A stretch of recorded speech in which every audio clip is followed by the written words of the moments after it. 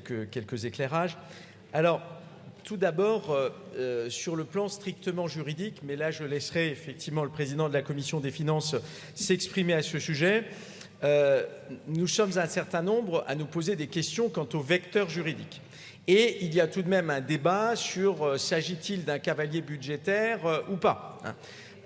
En tout cas, vous le savez, je pense que c'est important que la représentation nationale le sache. Le président de la Commission des finances avait rejeté cet amendement gouvernemental, considérant qu'il y avait un problème.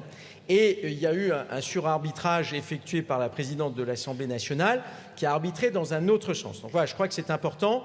Donc il y a bien un débat entre, évidemment, différentes analyses possibles de cette question. Venons-en maintenant au fond de... Monsieur le ministre, vous avez évoqué un certain nombre d'événements qui ont lieu autour de cet amendement et je voudrais effectivement expliquer pourquoi je l'ai déclaré irrecevable et pourquoi, à mon avis, il ne l'est toujours pas.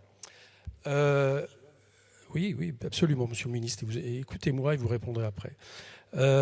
En effet, c'est une prolongation, donc je ne me prononce pas sur le fond de la question, je me prononce uniquement sur la question de la forme.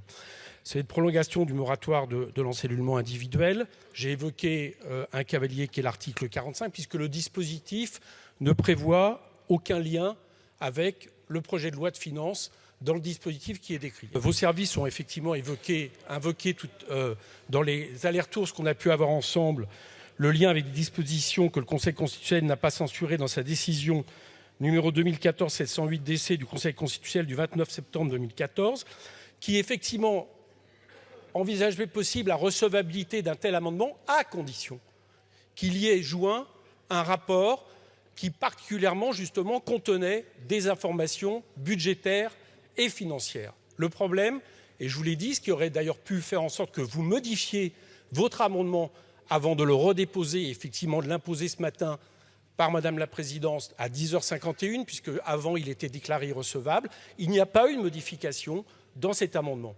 Donc moi, ce que je dis très simplement, c'est que d'un point de vue de la forme, cet amendement, pour moi, en lien avec la décision du Conseil constitutionnel que vous avez dit, n'est pas recevable, et il est évident que je ferai un recours au Conseil constitutionnel au nom de cette question.